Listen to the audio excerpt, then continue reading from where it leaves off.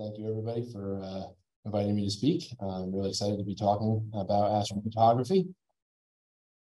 There's a lot to get through, so I'm going to jump right in. A little overview of what we're going to be talking about tonight. So I'm going to give you the smallest little bit about me, and then we'll talk about what astrophotography is, how it compares to other types of photography, some of the different types of astrophotography, and a little bit about the equipment used in astrophotography. So before I delve really into astrophotography, I just wanted to give just a quick note on visual astronomy. I'm a huge fan of visual astronomy, and I'm not here to convince you that astrophotography is better than visual astronomy. I think there are enough people out there who do that already, who are take sides one way or the other. I'm not one of those people. I love it. So just putting that out there. Okay, so a little bit about my astronomy journey. When I was in high school, I saw the moon through a telescope, and I'm sure that was a similar experience for a lot of people. And I was hooked. So I had to have my own telescope, and I got into regular photography as a hobby in college, which was actually here at Pace, and tried to find a way to marry the two hobbies together. So I was taking some basic photos through my telescope with my SLR camera. And then when I got out of college, I bought a little slightly more sophisticated telescope with some tracking, because I realized that without tracking, I wasn't really going to be able to do too much. And I used that with my camera. And then a couple of years ago, it was right at the beginning of COVID, I bought a more advanced mount because I was really excited. I was going to do more astrophotography and more outreach. And so then I was like, okay, well, I guess I'm going to do more astrophotography and less outreach right now. But I'm excited that we're getting out of that a little bit more now and able to do more outreach. And but yeah, so I fell really hard into the astrophotography rabbit hole, and it is a rabbit hole. There are so many different things that you can do and buy. So let's get into that. So what is astrophotography? Photography of astronomical objects, right? But what is photography? Let's talk a little bit about photography in general, because I think that in order to really appreciate astrophotography, it helps to have some level of background in regular photography. If you come into astrophotography without knowing anything about regular photography, I feel like it's going to be a bit of a hindrance. So I'm not going to be able to give a full course on photography right now, but I do want to just talk a little bit about a couple of photography basics so that we're, on somewhat level footing together as we go through the rest of this presentation tonight. So, exposure. So there are a few, when you're regular photography or L photography is collecting light. Right, that's what you're doing. You have a sensor in your camera, and you want to feed that sensor light. Now, how much light you want to feed it really depends. It depends on what you're shooting. Depends on what whether it's moving or not. How long you want to do that exposure. But the exposure itself is the duration of the photo. If it's too short for your subject, you're going to get an underexposed photo. If it's too long, your photo is going to be washed out. And if it's just right, then you'll have a nice exposure across your whole photo. So focal length is another concept that I just want to go over quickly. So the focal length measures the distance that the light travels from the time that it hits the front of your lens or mirror to when it reaches focus at the sensor. And if you have a short focal length, that equates to a wide field of view. If you have a long focal length, it equates to a narrow field of view and more magnification. So aperture I really struggled to put a slide together to properly demonstrate aperture, but I feel like I got kind of close here with this analogy of funnels. So the aperture is the diameter of your lens or your telescope, but in photography, it's usually expressed as a ratio of the focal length to the diameter. So the fatter the lens is, the more light you can bring in a shorter period of time. So, that's why I like this analogy a lot. And it's why if you go to a sporting event, a professional sporting event, you see sports photographers or bird photographers with those big, giant, long lenses. It's not just the length that they need. They really need that size. It needs to be a big lens because, athletes are running fast. Birds are flying fast. You need to be able to pull more light in and not just get that magnification. All right, and then the last standard photography topic is the sensitivity of the sensor itself. So you can boost the sensitivity of your sensor by changing the settings on your camera, and this can be helpful in situations where you've already maxed out. You're at your widest aperture, and there's not much else you can do, and you don't want to shoot too long of an exposure because you're afraid you might get blur. So you can boost the sensitivity. Why you wouldn't want to do that is because it introduces noise. So you can see in the photo here on the right, it's a lot noisier. There's a lot more grain to that photo. So these photos were both taken in the same conditions, except for I turned off the lights in the photo on the right and I boosted the sensitivity. So all the other parameters of the camera were the same. Okay, so that's it about regular photography. Let's get on to astrophotography. So we'll talk about a few different types of astrophotography. We'll talk about star trails and Milky Way and nightscape photography, solar system astrophotography, and then we'll talk about deep sky. I focus mostly on the solar system and deep sky, but we'll start with the star trails. So this shot was taken at Ward Pound Ridge. This is, I want to say, I think it was something to the effect of like 250 8-second exposures. Combined to create this effect of the stars moving around the North Celestial Pole. This is one of the less equipment heavy types of astrophotography. You don't really need, excuse me, anything really crazy to do star trails because you don't need any kind of tracker. Excuse me, any kind of camera really should work as long as you can get the exposure to around 8 seconds or so. It's a really great way to to start off taking pictures of the sky.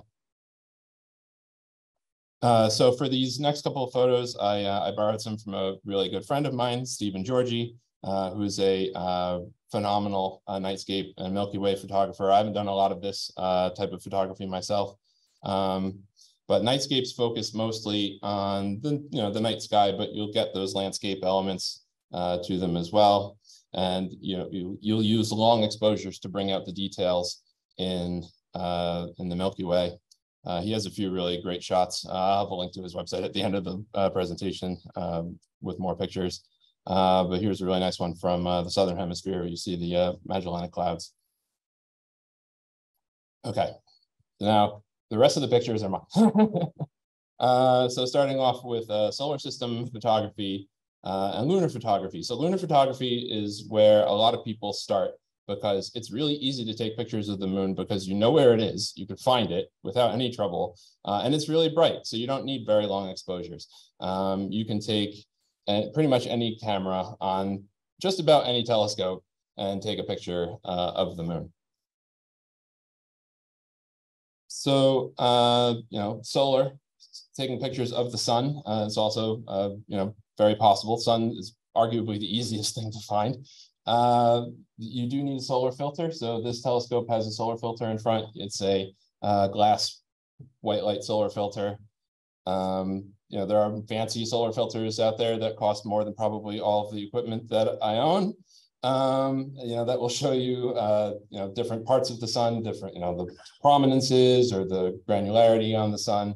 But with that telescope, I took this picture back in 2012 for the last transit of Venus across the sun.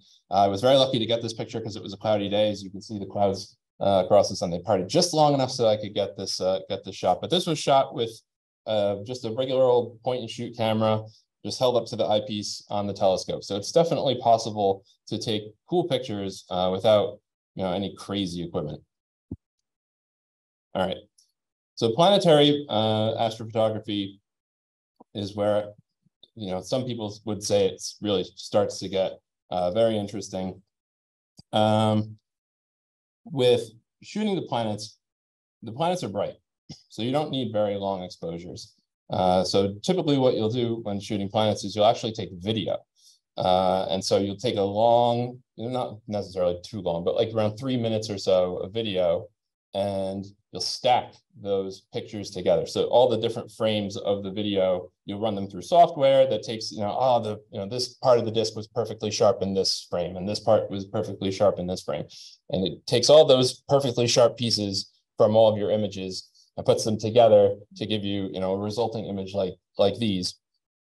And it doesn't necessarily require any kind of tracker. It really helps to have one, but you don't necessarily need it if you're okay with guiding the scope by hand. I've seen some incredible shots from people who have, guided their large, like Dobsonian telescopes by hand to get incredible shots of the planets. Okay, so deep sky. So this is photos of pretty much all the other stuff. So galaxies, star clusters, nebula, anything that's not within the solar system. So there's stacking involved with the deep sky as well, but it's a different kind of stacking. So we're in planetary, we were taking the best parts of each of those frames and combining them to one image.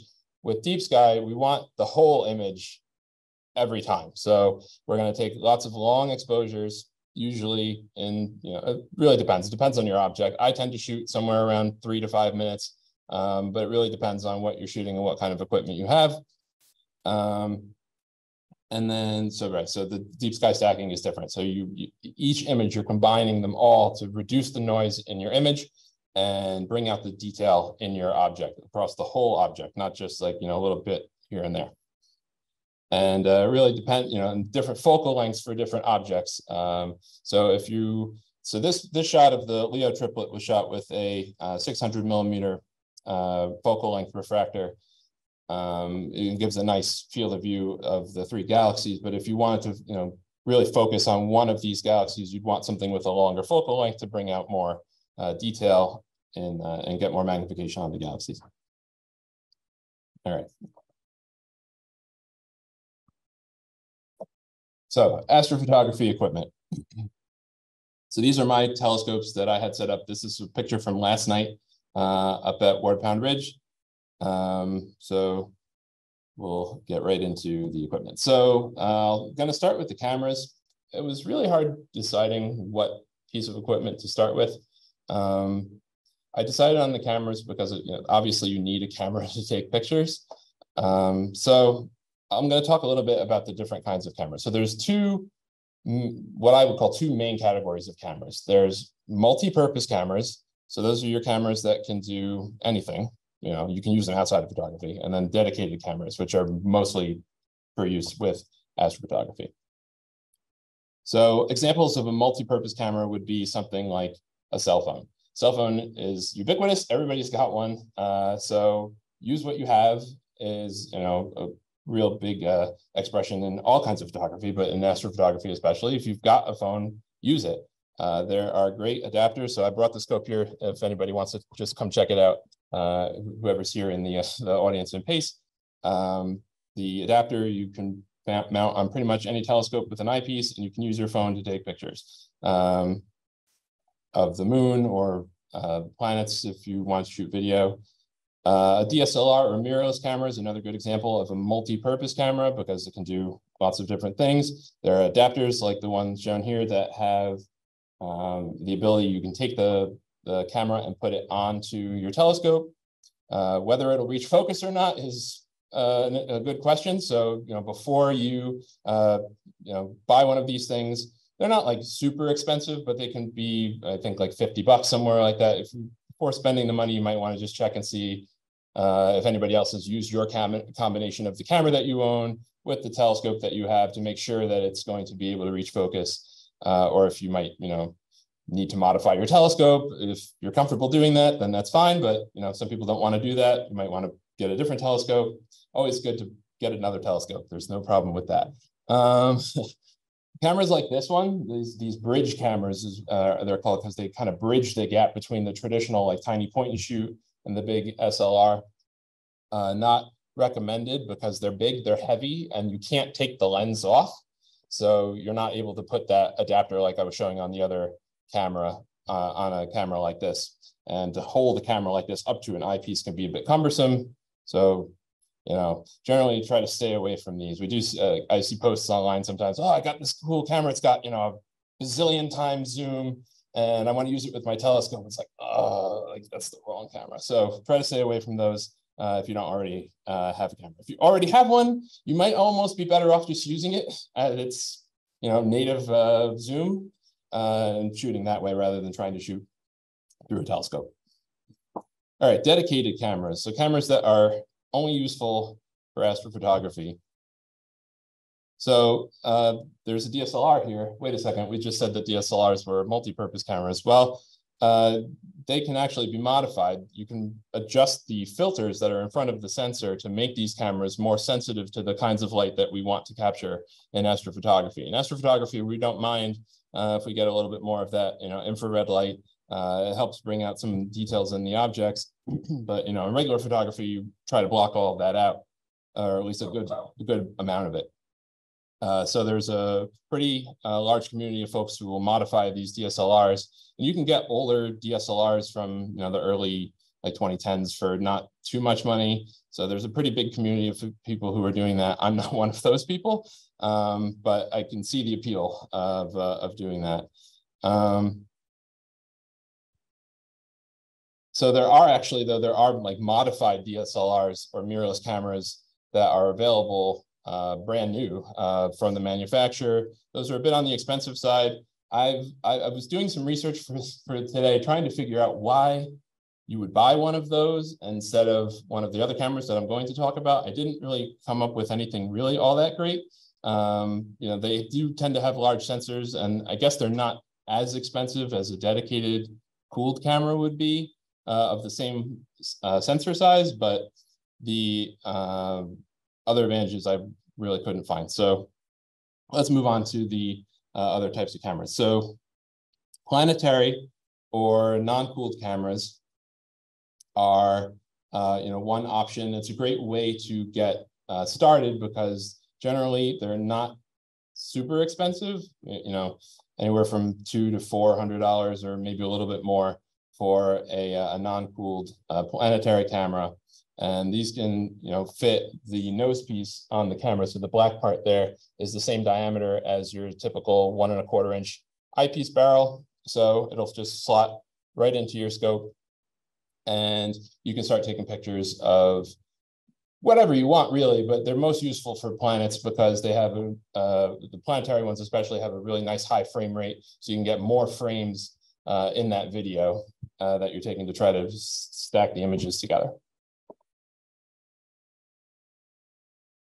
And one thing that I think some people get a little bit hung up on with these planetary cameras, though, is the small sensor and the megapixel number. I know it tripped me up at first because I remember seeing these cameras and seeing they're like 2 megapixels.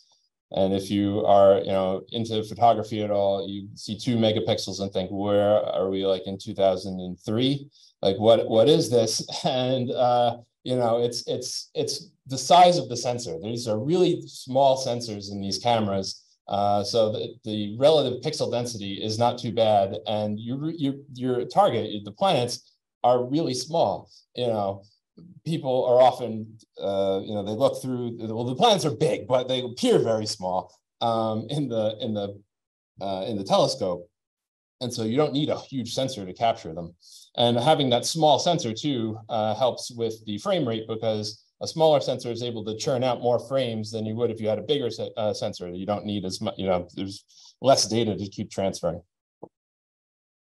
So one downside to the non-cooled cameras, so they make non-cooled cameras that are not necessarily planetary cameras. When I say cooled, I'll explain what I mean by that in a second. It can just make it a little bit harder to shoot certain types of calibration frames that I'm also going to talk about. And if it's warmer, a warmer sensor makes more noise also. All right, so cooled cameras. So, okay, so what's this guy talking about with all this cooled talk? So as I just mentioned, a cool sensor in your camera will have less noise. It's just part of the physics of sensors, I guess. So when you attach a fan and a cooler to the sensor, you're able to actually adjust dynamically the temperature of the camera to wherever not wherever you want it to be, but to a reasonable amount below the ambient temperature, which is really nice because it makes it easier to take these calibration frames that are used in astrophotography. They're these different, so you take your standard pictures of whatever it is that you're taking your pictures of, but then there are also other pictures that you have to take in order to bring out the best in your images. And I'm going to explain a little bit more about that. The drawbacks to cooled cameras is that they are more expensive than their non-cooled counterparts. They also need more power than their non-cooled counterparts. They have a dedicated power port on them to power the cooler, and they do use quite a lot of power over the course of an evening of imaging. All right, so calibration frames, what the heck are they? So when you take pictures of things in space and you're taking, and you've got that kind of flat black background, and there's, you stack your imaging, you'll get artifacts in your images. So this image here, you can see these black circles and the kind of starburst thing up at the side there up on the right. The black circles are dust somewhere within the imaging train. They could be on the, pretty much anywhere where the dust can sit within your telescope. There will be dust, and you can, try to your heart's content to get rid of the dust, or you can just accept that it will be there and shoot calibration frames instead, which is what I've done. I know that my equipment's going to be dusty. I'm not going to go crazy trying to clean it, because sometimes when you try to clean optics, you end up doing more harm than good. You don't want to scratch anything. You don't want to touch any of your coatings, especially on expensive optics. So without calibration frames, the best you can do sometimes is an image like that. Oh, the starburst is amp glow, which is a problem with some cameras, not with all cameras. Some of the newer astronomy cameras, the 533s and I think 2600s of the world, don't suffer from amp glow, which is really nice. That's a good benefit of those cameras. But mine just so happens to have that issue. So what do we do about it? So we take calibration frames. So I'm going to talk about two kinds of calibration frames. There are more than that, but I only want to discuss these two because I think that these are the most important ones. So dark frames. So dark frames are pictures that you take of basically nothing. You cover your whole imaging train, or you can even shoot them. The camera doesn't even need to be attached to the scope. It just has to be covered and totally dark. And what this does is it brings out the noise and it lets you have an image just with the noise that's inherent to the image. And you can see the amp glow is there as well.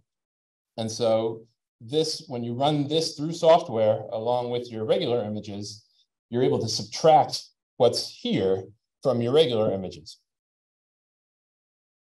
And so the next type of frame is the flat frame. So a flat frame, what you do is you evenly illuminate your sensor. So you can use, I've seen people use iPads, drawing tablet is what I use. It's kind of a tracing tablet, but it's also possible to use like the bright morning sky in some ways. I haven't done it that way, but I've heard of folks doing it that way. You want a nice even illumination, because what that does is it'll bring out the dust, those dust motes, or any vignetting. So if you look around the corners of the frame, you can see it's a little darker in the corners. And so the flat frame lets you compensate for that. So then once you run your image with your calibration frames through your stacking software, you get an image that no longer has the dust or the amp glow, which is really pretty cool. I mean, I love that. I think that that's amazing that the programs do that stuff. All right. So this is just a quick photo of this sensor size between the two cameras. So the camera on the left is a deep sky cooled camera. The camera on the right is a planetary camera, and you can really see the difference in the size of the sensor. It's much bigger, and this isn't even a camera with that big of a sensor. There are others that are absolutely enormous.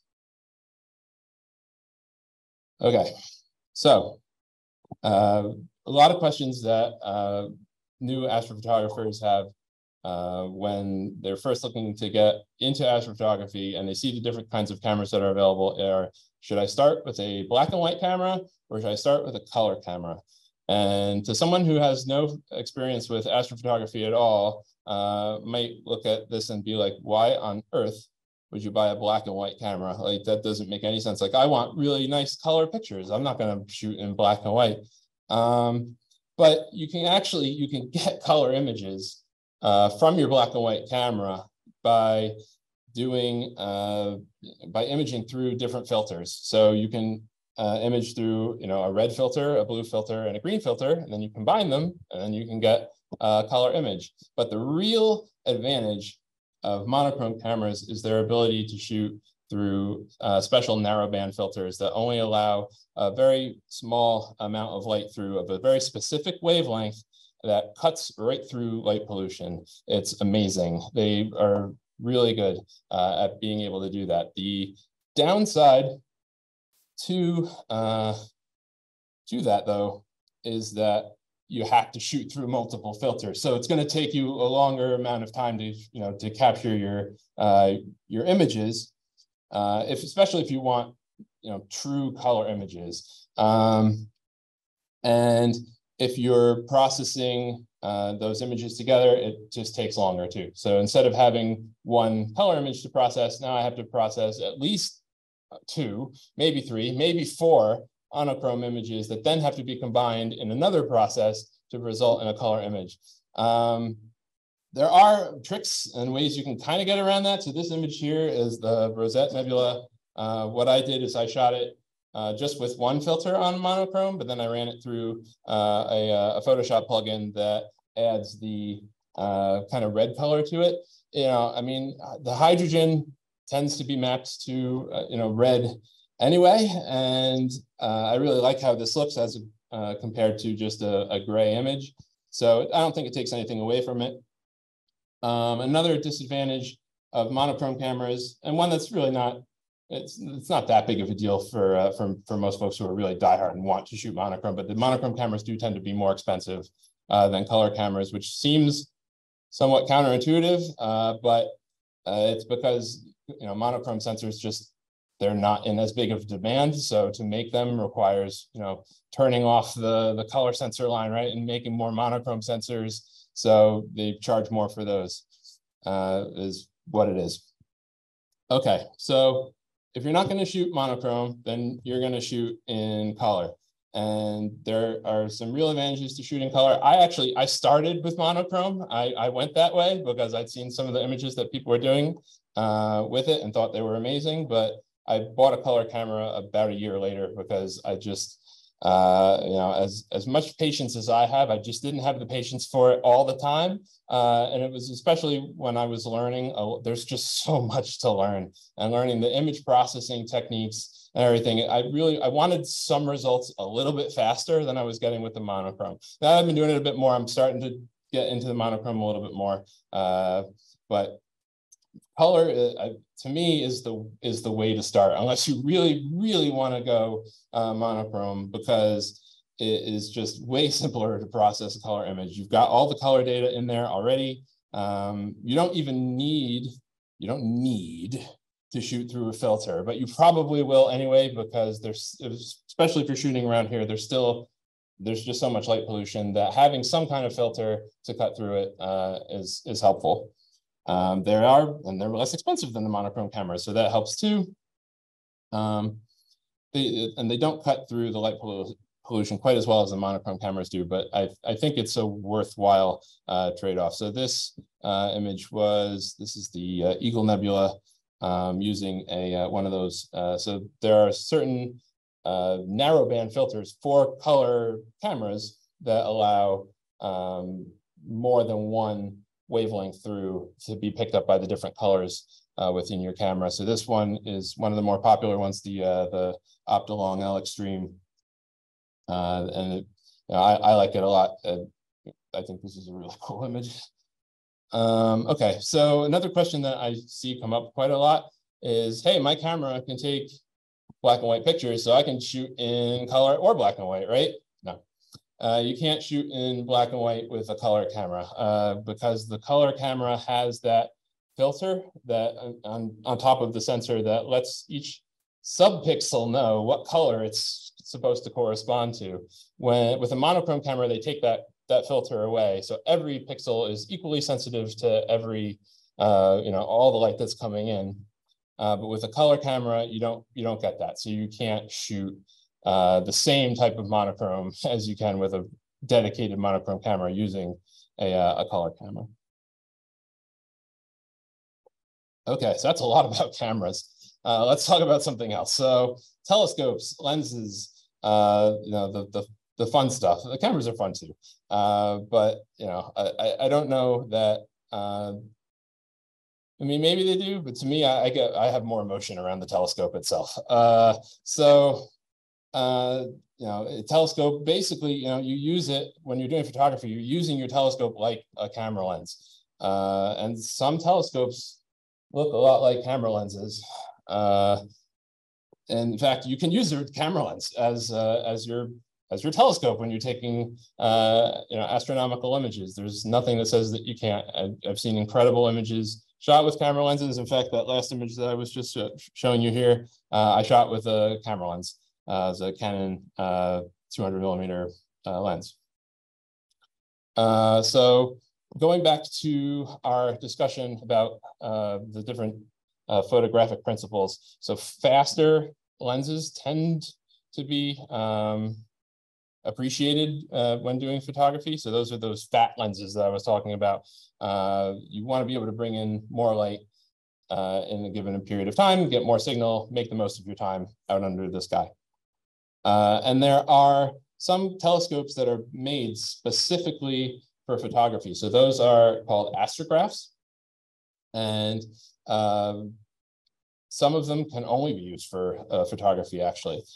So there are some cameras or some telescopes called RASAs, which are these big like Schmidt style telescopes. It's Rowe Ackerman Schmidt. Astrograph is what RASA stands for, and you put the camera actually at the front. So it looks kind of like the Schmidt Cassegrain that's up at the top left there. The camera actually fits right into the front. You can actually use the Schmidt Cassegrain like this in a similar way.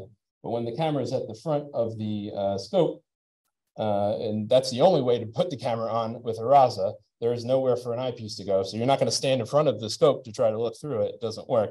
So those types of scopes can only be used for photography. There are some other scopes that can only be used for photography as well.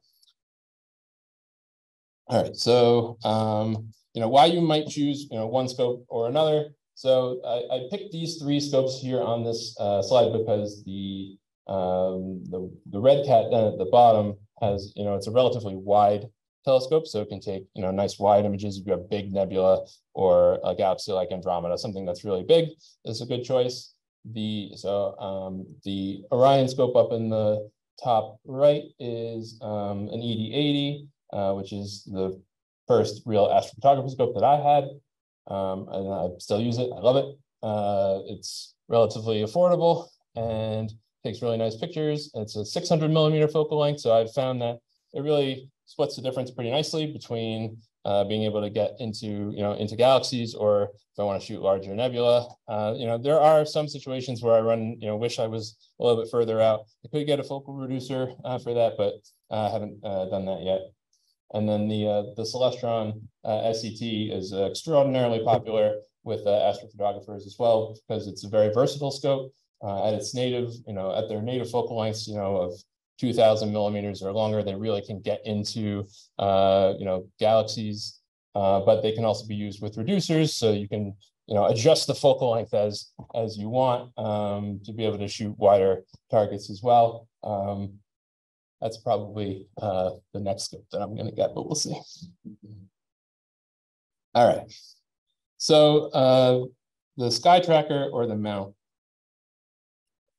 This was on my list for what I might have listed as like the first piece of equipment that I talked about, because it is generally regarded as the most important part of the astrophotography setup. if you're going to shoot anything other than realistically anything other than the moon and the planets, you need something that's going to track. So when we stand here on Earth and we look up at the sky over the course of the evening, right, the stars appear to move. We're rotating, but they appear to move. And if you are taking an image through your telescope, if you look through, I mean, you know, most folks here should be familiar, but if you're not, if you look through a telescope and watch an object and you don't have any kind of tracking on your telescope, you're going to watch that object just zip right out of your field of view over time. Now, depending on how wide your field of view is, maybe it'll take a little bit longer, but if you really, you know, if you have a lot of focal length, you can just shoot right through. And if you're taking a picture and you need to spend 3, 5, 10 minutes on one object, you can't have the object moving around in your field of view. You need it to stay still. So a sky tracker or a mount, this is the Skywatcher EQ6R Pro, which is very popular in the astrophotography community. With a mount like this, you can track your objects across the sky. So you can use the little hand controller that's built in to the telescope. You can punch in and tell it what object you want to go to, and after you've done some alignment with the mount, it should be able to go to your object. So you definitely need some kind of tracker for if you're going to do deep sky, and if you're going to be shooting planetary, realistically, you probably want something that's going to track. It doesn't necessarily need to be an equatorial mount like this, but if you're not tracking, it's just going to be more difficult to shoot. You can do it, but it's just going to be harder. All right, so filters. We talked a little bit about filters, so I'm not going to spend too much time here, but ideally, you'd have perfect skies to shoot from, but for the rest of us, we use filters. And these objects that we're looking at here in the picture, these filter wheels are great because they let you choose the filter that you want on the fly while you're in the field without having to swap them out. So the filters have threads on them that let them screw into your image train if you want. But if you are planning to use, especially if you're going to shoot monochrome, having something like this is very, very beneficial because you can swap the filters out. You can actually set your astrophotography program to swap them out for you over the course of the night, which is pretty cool. All right, so computers. When you're taking a picture with a regular camera, a DSLR or your phone or whatever, you don't need another computer to see that picture. You just take the picture and there it is. It's on your camera, or it's on your phone. But with the dedicated astronomy cameras, there's no screen, there's no memory card. It's just a camera. It's just a sensor. So you need somewhere to see the picture, somewhere for the picture to go. So that's going to be some kind of computer. So there are a few different options there. You can use a traditional laptop or a mini PC, or you can use one of the dedicated Astro PCs that are available. So the ASI Air is a very popular choice from ZWO. They have, it's all the software, everything that you need is all built right in, and it's cool because you can use it wirelessly. You don't even need to hook it up with a wire to your phone or tablet that you're using, which is really cool. And then there are some other more specialized dedicated PCs like the Eagle series from Primelu's Lab that run Windows but have like all sorts of other bells and whistles built in that are really useful for different parts of astrophotography. So there's plenty of options out there. I use a laptop because I can use the laptop to do other stuff, and because honestly, the other people who I imaged with were all using laptops. And so I was like, okay, I'm going to do what you guys are doing so that if I have questions, I can ask you. That's the big benefit too, is having some other folks to talk to who are using whatever you're using can definitely make things a lot easier. I will just say that if you're going to shoot using a laptop, or maybe a less powerful mini PC, it can help to have another computer that's a little bit more powerful to do your image processing on, because otherwise it can take a really long time to process those images. When you're doing like that stacking, where you're adding your darks and your flats to your regular pictures, and you're adding all that, that can take a pretty fair amount of time. And so a more powerful computer can churn through that, or some of the other processes involved in image processing. What are you doing? Okay, so I'm not going to spend too much time on power, but you need to power your stuff.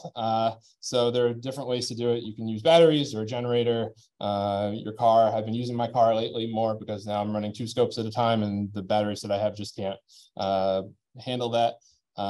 If you're shooting from home, or if you're fortunate enough to be able to put up an observatory, you can just use AC power. The one thing to be careful about with AC power is that a lot of the equipment doesn't come with what you need to be able to run it off of an AC outlet. The adapter for the AC is sometimes sold separately. You can usually get it. It's not usually too big of a deal, but just something to be aware of. Okay, so that's all the hardware. Now we'll talk a little bit about software, which again can be kind of broken down into what I think it could be broken down into 2 groups. So there's the software that you use and these are the programs on the computer, the software that you use when you're capturing your images, and then the software that you're using later on to process those images that you captured. So image capture software, there's a whole bunch of different kinds. There's, like this is an astrophotography tool. This is what I use, and a number of folks who I go shooting with, they use APT as well. I have found it to be very versatile, very powerful. It's got a lot of different functionality. So you can see it's got a nice big window where you can see your picture that you're taking. And then it hooks up to all the different pieces of equipment that you want. So you hook up your mount so you can tell it where to go. You hook up, if you have an electronic focuser, you can focus right from the computer. You can hook up the filter wheel, and then it shows you over here on the left, like some features, some stats on your imaging session. So this was from last night. I didn't actually end up taking all 120 of these pictures, but it shows you where you are within your sequence of pictures that you're taking, how long it's going to take, stuff like that. It's a really nice tool, but there are others too. Nina, Sequence Generator Pro, the software on the ASI Air that does this stuff too. There's plenty of different choices for this. All right, plate solving. So this is one feature of Astrophotography tool and other image capture software that I really wanted to talk about, because honestly, I feel like plate solving is the closest thing to magic that I've ever experienced. And I actually was in Las Vegas, and David Copperfield made me disappear with some other people. So I'm telling you, this is the real deal here. You could take it from me. It's incredible. So what problem does plate solving solve? Well, if you're out and you're taking pictures of things in the dark that are way up in the sky and they're really hard to see or impossible to see with your naked eye, how on earth are you going to get a camera trained on an object? Well, you can plug in the coordinates into your mount, right? So your go-to mount should have a catalog of objects that it's able to find. Anybody who's used a go-to mount will probably know that they're not always 100% perfect. Sometimes they'll get you really close, but if you're taking pictures, I don't want to be really close. I want to be dead spot on to my object. And so in order to do that, if I can't see where the object is, I'm kind of forced to take pictures of spots near where I think my object is and see if my object is there. So you'll spend a lot of time taking picture. Is it there? Nope. Okay, move a little bit this way. Take a picture. Is it there? Nope. Keep trying. Maybe you'll get it, and then you have to work to get it, in the centered in your field of view. So go-to isn't perfect, but plate solving centers targets automatically, and it does that using astrometry. So it's really cool. It takes a picture, so it'll go to where it thinks your object is supposed to be. It'll take a picture of the sky, and then it will compare your picture that you took to a database of the whole sky and see where am I actually pointing. And then from that, it will then move the right amount to your object and put your object smack dab right in the middle of the field of view. The first time I got this to work, I almost broke down crying. It was just the coolest thing that I've ever seen up until there. Just so nice to not have to spend that time hunting for your object and more time shooting. And it's so useful for those things that you can't even see. And, if you have a DSLR, go outside at night when it's dark and you can't see, and just try to look through the viewfinder and find anything. It's so nice to have plate solving, and it can run on anything. It's amazing. Like, I was amazed. I used to shoot with a Raspberry Pi before I started shooting. It's a small little computer that's not super powerful. I was always amazed at how fast the plate solving would work on it. So that's plate solving. Yes. This was last night. Yeah, it did. I know. I was excited with that. This is the Elephant Trunk Nebula. So this was first light for my red cat, which my wonderful wife got me for my birthday this year. I was I was very excited. I was very excited to get the red cat out and be able to use it. And this was only an hour of pictures, which was pretty good. So this was monochrome, obviously, H alpha only. So yeah, it came up pretty good. All right, so the other topic that I want to cover for capture is auto guiding. Because I get this question a lot when folks come and are looking at my equipment while I'm setting up. Like, why do you have two telescopes? What, are you going to take pictures of the same thing? Or, well, so again, with your standard mount, go-to mount or whatever, you'll be able to track objects in the sky, as I mentioned. But even so, as you're tracking objects, it's not going to be perfect. You'll still tend to see your object drift out of the field over time. It might take a long time, but even so, if it's still moving in the field of view, then it's not being perfectly still. And if you're taking a picture that's 5 to 10 minutes long, you're going to get a blurry image because your subject is moving. So what auto guiding does is it uses a second telescope. I put an asterisk there because it doesn't necessarily need a second telescope, but it's a pretty common way of doing it, to basically lock onto a star near your subject and keep that star right in place by making tiny adjustments to your mount to make sure that your image stays right where you want it to be. And it can take your ability to shoot from being able to shoot maybe a minute or two to longer. The longest that I've shot is 10 minutes, but I'm sure you could go as long as you want, as long as your guiding is accurate enough. Okay, so this is just a picture of the guiding software that I use. That's a PhD 2, Push Your Dummy, which is really nice. It's great. You hook it up to your guide camera and to your mount, and it calibrates. It does pretty much everything for you once you've got your equipment set up. Pretty easy to use. It can be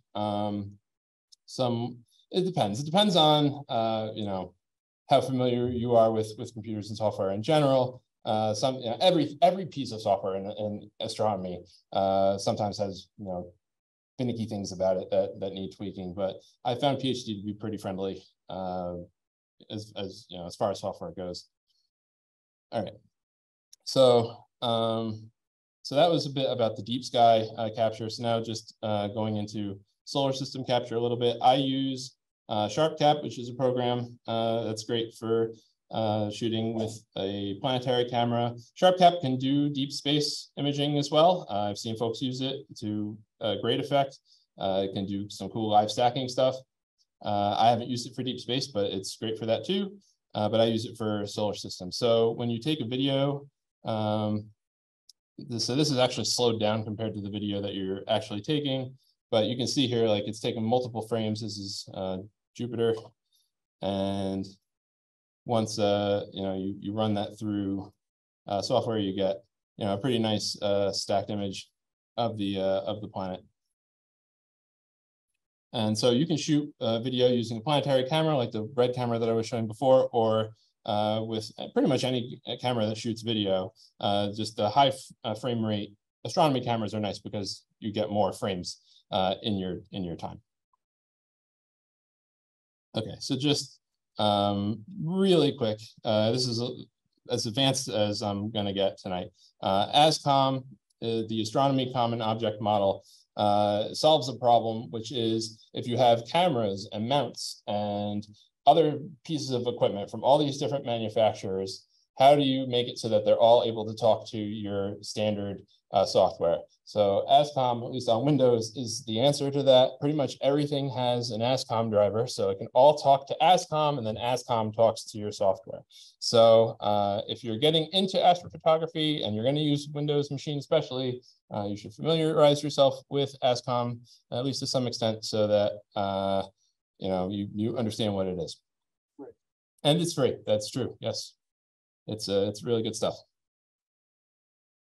All right, so I'm not going to go too deep into like processing techniques or anything tonight, but I am going to just talk about some of the programs that I use for processing. So there are different programs that do that stacking, so that they're taking your images that you shoot with your darks and your flat frames and all that and putting them together to give you an image to process. Deep Sky Stacker can do that. Serial can do that. PixInsight can do that. They're all good in different ways.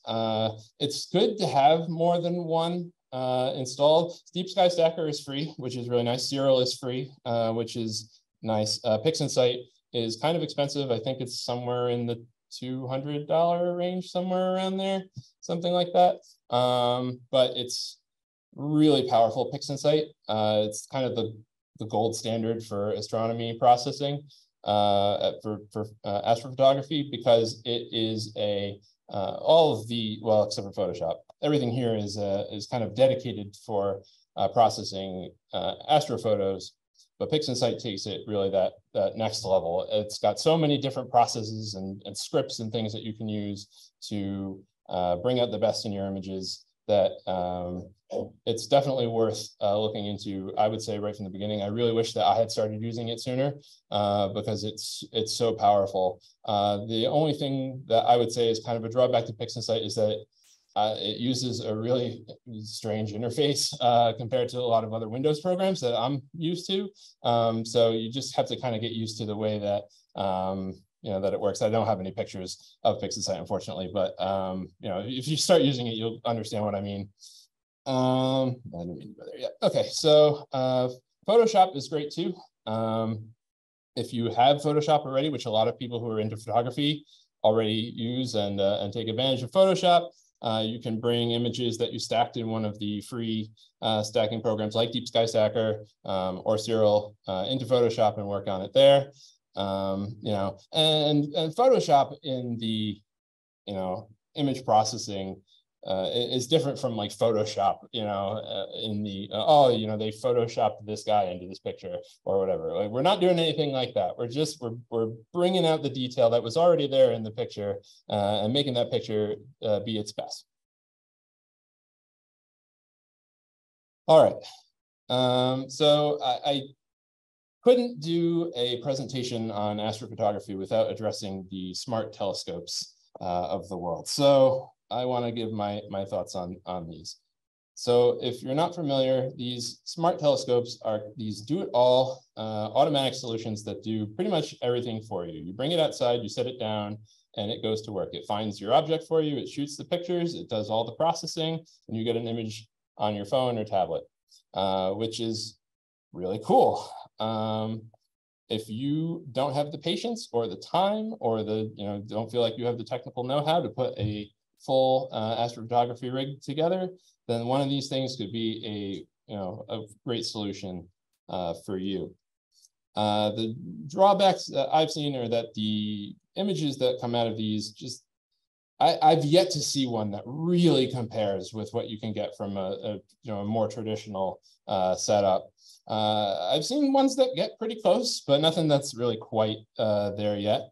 And the pricing on these is not too far off from what you could do for a basic rig anyway. Some of them are pretty expensive, $2,000–4,000, somewhere in there. I mean, they do a lot, so I'm not saying it isn't worth it, but if you're going to spend that money and then not get images that are as good as they could be, I don't know. But then on the flip side of that, the new solutions from ZWO, so the C-Star up in the upper left, or the Dwarf Labs scope down in the bottom right, are much less expensive, in less than $500, and around there it begins to get interesting, because now you're not spending as much and you're getting results, honestly, a good bit faster without having to do so much work.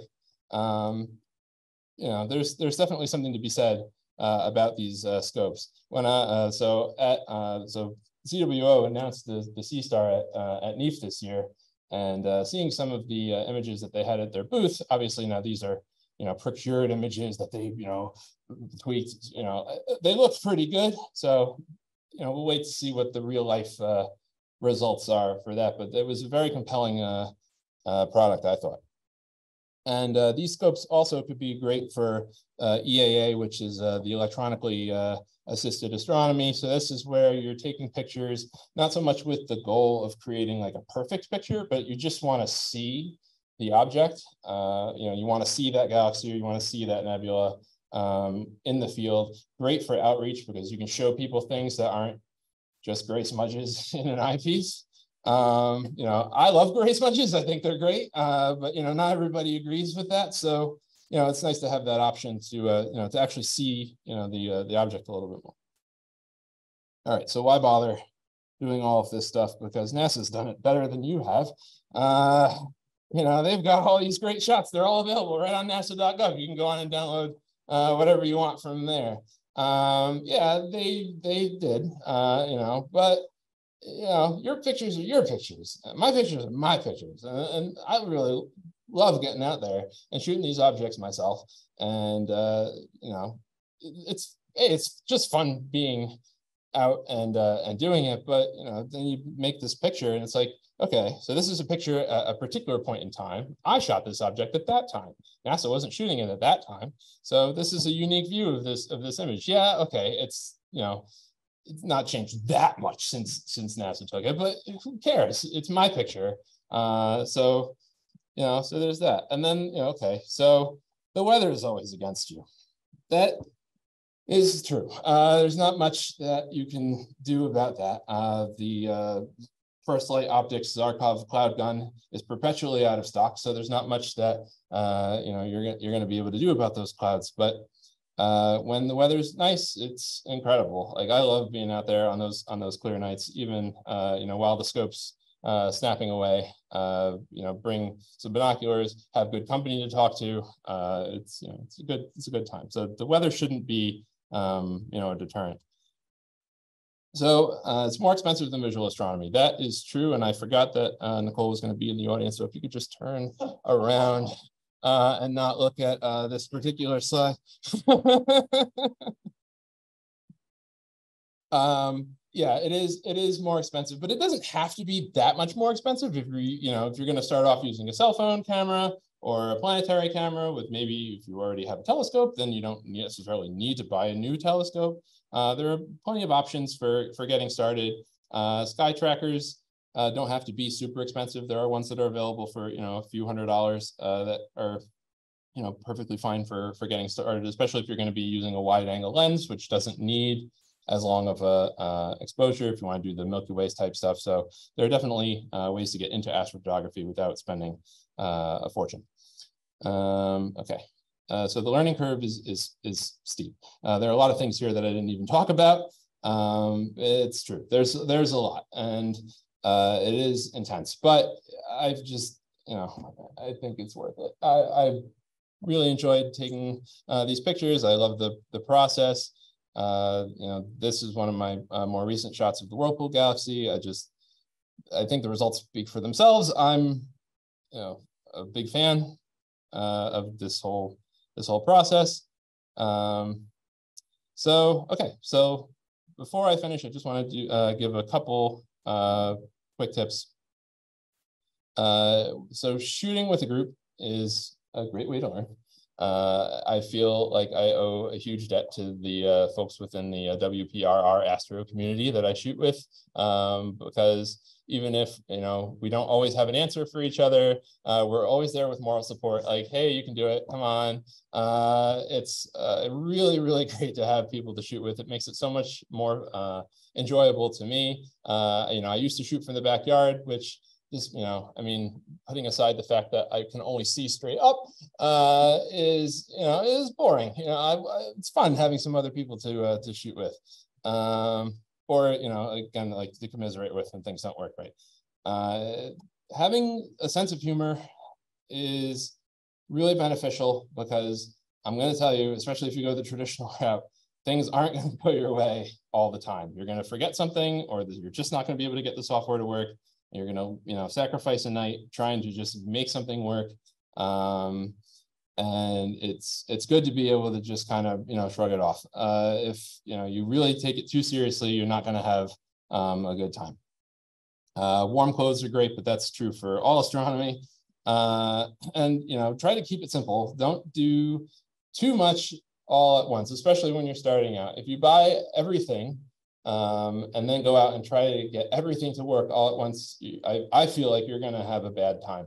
Because that's a lot to do in one night. So try to break it down into simple goals. Try to get plate solving to work one night. Try to get guiding to work one night. Even just hooking up the camera to the computer and making sure that works okay that's a win. If you can get something new done, then you should come away from that night and say, yeah, awesome, this was a productive night. So don't expect everything to work all at once. Make a checklist.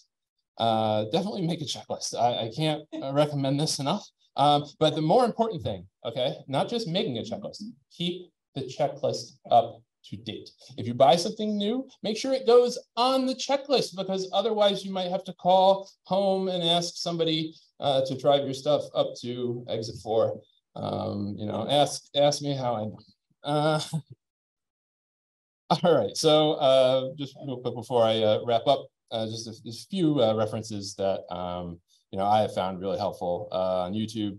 Dylan O'Donnell is hysterical. If you're not watching him already, you should be. Even if you're not doing astrophotography, he is really he's got some really funny videos.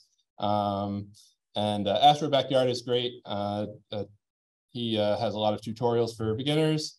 Ed Ting, I've only recently started watching Ed's videos, but I find that I agree with him on almost everything that he says. So I wanted to put him up here as well. A few Facebook groups. So I'm a huge, I know that Facebook is, kind of divisive, but I've learned so much from the different Facebook groups that I'm on that I couldn't not put it up in here. So the Amateur Astronomy Telescope Binocular Imaging Forum was like one of the first groups that I joined. It's one of the most active groups on Facebook, has like thousands and thousands of members. It's a great community. Learning astrophotography is great. And then WPRR Astro is a very small community, but it's a really great one because it's us who are imaging at Ward Pound Ridge. So I recommend, if you're planning on doing some astrophotography up there, join our group, and then we'll coordinate when we go out, and we share images and tips and all that stuff. It's a great group to join. So then, as far as print is concerned, so I picked up this book, The Visible Universe, at NEAF by Charles Bracken and Max Whitby, and it's really great. It's got lots of really cool color pictures of lots of targets, and they picked out a lot of stuff that's really good to shoot, even for beginners. So I definitely recommend this book, and then I put my friend Steven's website on here as well. He lent me those Milky Way pictures. So special thanks to Steven, to WPRR folks, and to Nicole for letting me go out and shoot. I do appreciate it. I know it's tough when I say, the weather's nice, I'm gonna go out. Well, now I have to put both kids to bed and do all that. So I appreciate the sacrifices that you make so I can go out and do this stuff. So now I'll open it up for questions. if there are any. Well, that was fantastic, Jordan. Really, tour de force. I don't know if, I think it encouraged half the people and scared the other half. So yeah, it was really excellent. I don't know, Larry, can you lead the Q&A because you're there? Yeah, well, I will say that during the presentation, Olivier made some interesting comments. And Olivier, maybe you want to repeat some of them. Not all the people here saw them. Let's see. Well, I liked many of the pictures. So from an 8080, that was pretty well done. So especially the fact that you like them soft as opposed to overly sculpted. So I think that speaks much better to the imaging quality. So I have to disagree with you on your choice of driving, astronomical software, because I think Nina is much better, but that's just in teasing. Everybody likes their own stuff. I've heard that about Nina as well. You picked up a good one. No argument there. So it's for beginning stuff, you covered most of the topics. That was really well done. It's and I enjoyed the presentation. So. Thank you.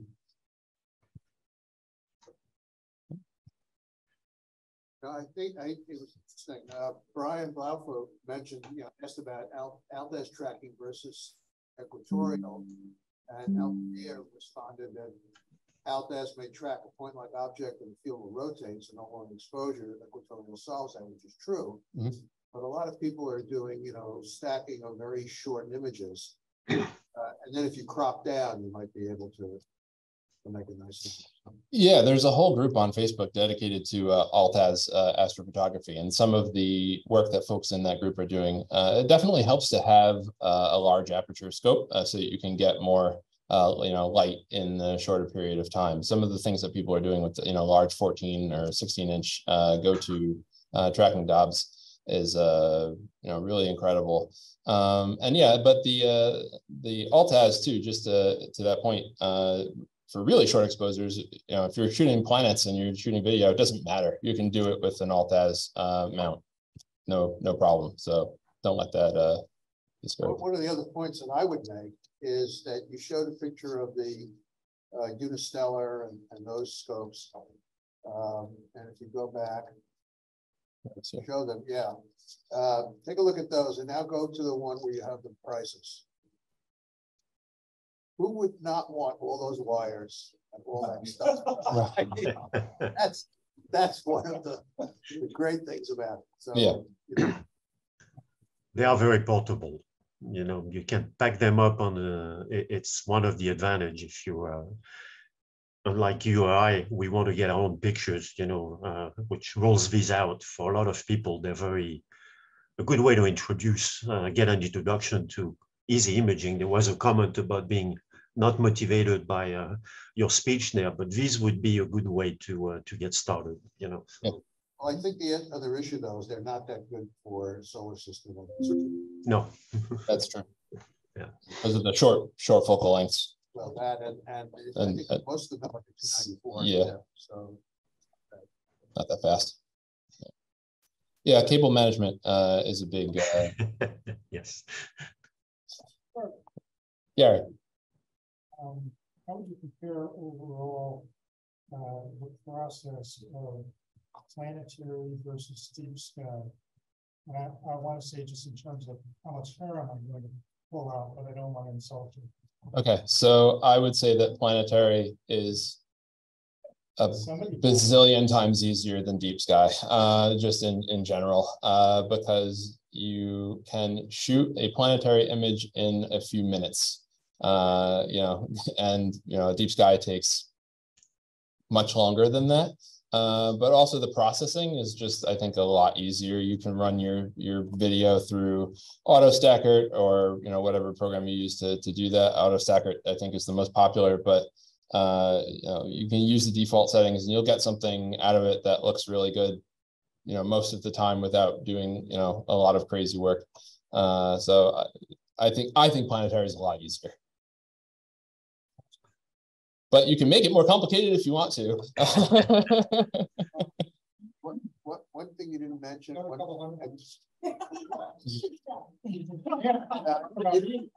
mentioned at one point focal reducer, but not only did it increase the focal ratio, make it a faster scope, but also field flattening. True. Yeah. So that's a good point. So yeah, a lot of telescopes natively will have a the image that the focal plane of the scope. So your sensor is flat, right? But the focus from almost any lens is going to not be perfectly flat. So it'll curve. So maybe the middle of your image will be in perfect focus, but the sides will be out of focus, and you'll see aberrations that I didn't get too far into because I didn't want to get too into the weeds. But there are different optical components that you can add to your telescope, either a field flattener or a focal reducer that includes a field flattener that will help flatten out that focal plane so that you get, the main issue is that, your stars off to the sides will really look funky. They'll be streaky or, coma-like. And if you want those tack sharp stars all the way to the edge, focal reducer or field flattener helps with that a lot. There are some telescopes that have that stuff all built in. The Red Cat telescope has a field flattener built right in, which is really nice. So yeah, but they're good for scopes that don't have them. More questions? And there are some cookies left for those who are here. Thank you. Thank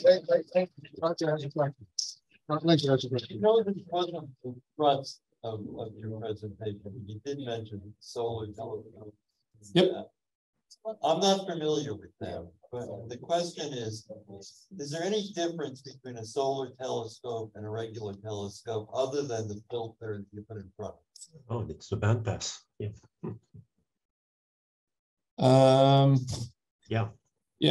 Right. It's a standard, a dedicated solar telescope has the solar filtering built right into it. Otherwise, I'm not really sure. I'm not too familiar with the solar telescopes themselves. Well, the white light telescope is just a filter, right? It's either a Mylar filter or a glass filter, and you're just decreasing the amount of light going into the scope.